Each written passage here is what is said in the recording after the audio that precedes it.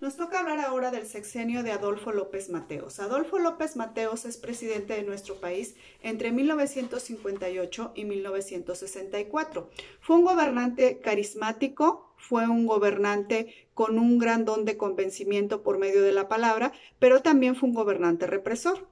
Durante su vida política estuvo totalmente impregnada de el amor que tenía por la oratoria. De hecho, esa cualidad que él tenía fue la que le abrió las puertas de la política. Él participó en varios concursos de oratoria en donde empezaron a contactarlo políticos y le vieron posibilidades de ser pues un gran personaje dentro de esta área de la sociedad.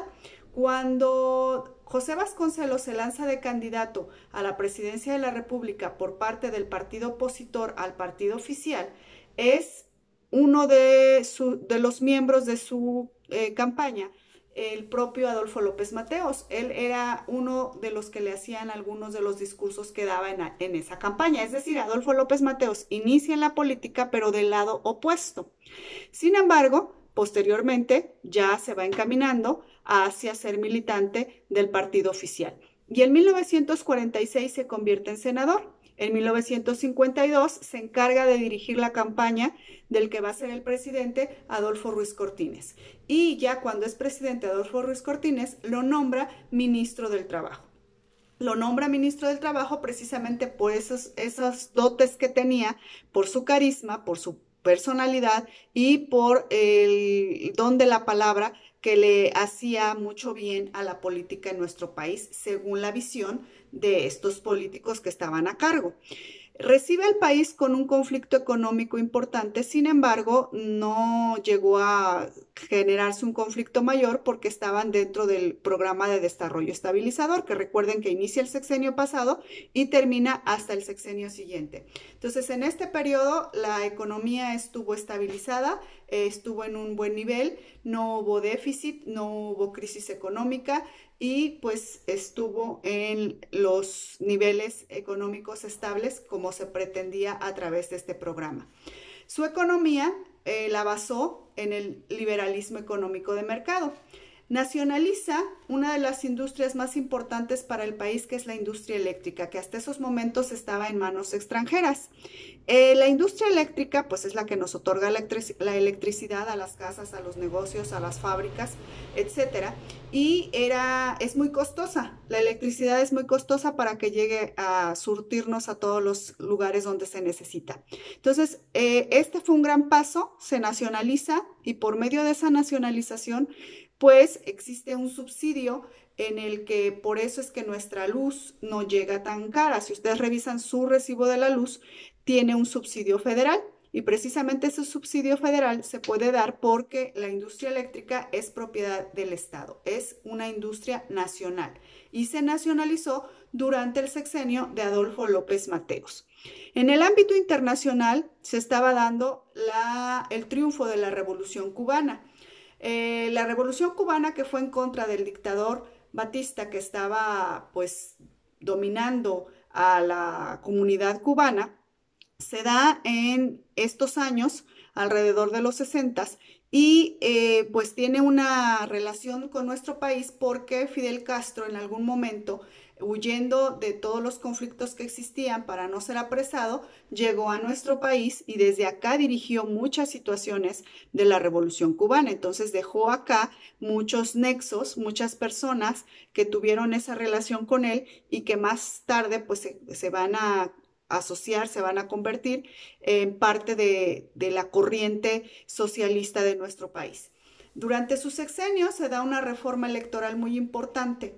Hasta esos momentos había partidos ya muy reconocidos, aunque el que dominaba, el partido que siempre estaba ganando las elecciones en todos los ámbitos, en el ámbito federal, en el ámbito local, en el ámbito municipal, pues era el PRI, era el partido oficial. Sin embargo, había una oposición clara que en este caso la formaban el Partido Acción Nacional, el Partido Popular Socialista y el Partido Auténtico de la Revolución Mexicana. Los últimos dos con una tendencia más de izquierda, más, obviamente el Partido Popular Socialista más socialista y el Partido Acción Nacional, un partido con más tendencia de derecha, más tendencia conservadora. La reforma electoral estaba encaminada a que, aunque no ganaran las elecciones, pudiera haber representación de estos partidos de acuerdo a los votos que obtuvieran en las cámaras. Y esto pues abría la valvulita de escape para que realmente hubiera un equilibrio y pues el mundo no viera a México como un país que nada más tuviera pues presencia de un solo partido en las cámaras, porque entonces no iba a haber un verdadero equilibrio entre los poderes. Por eso es que se va abriendo esta valvulita que va permitiendo cada vez más con las reformas siguientes que se pueda dar ese proceso de transición democrática que llega en el año 2000. Durante el sexenio de Adolfo López Mateos se llega a la negociación en la que Estados Unidos le devuelve la jurisdicción de un espacio llamado El Chamizal en la frontera entre México y Estados Unidos, que había pasado a la jurisdicción de Estados Unidos por un fenómeno natural.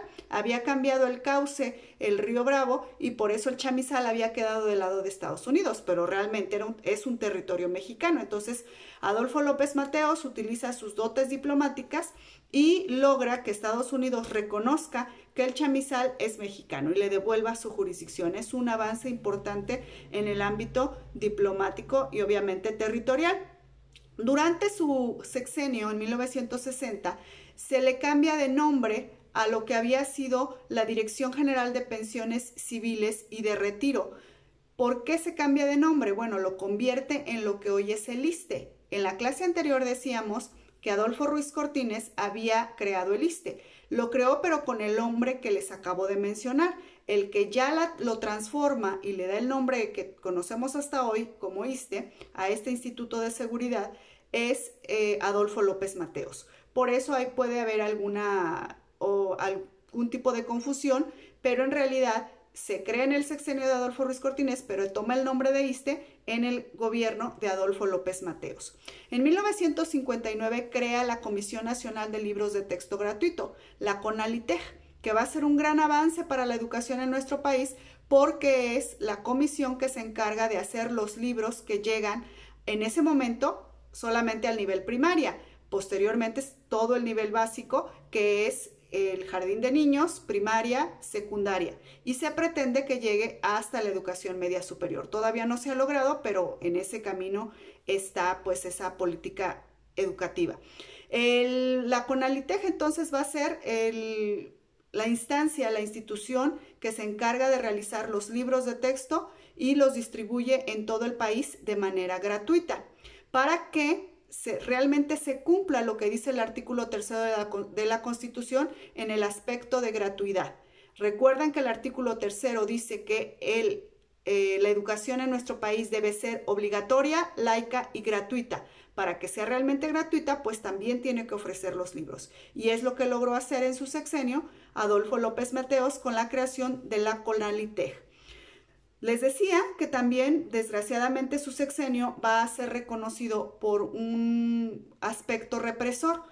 No permitió pues las manifestaciones fuertes que se empezaron a dar al final de su sexenio, entre 1958 y todo lo que fue 1958 con los movimientos magisteriales de telefonistas y ferrocarrileros.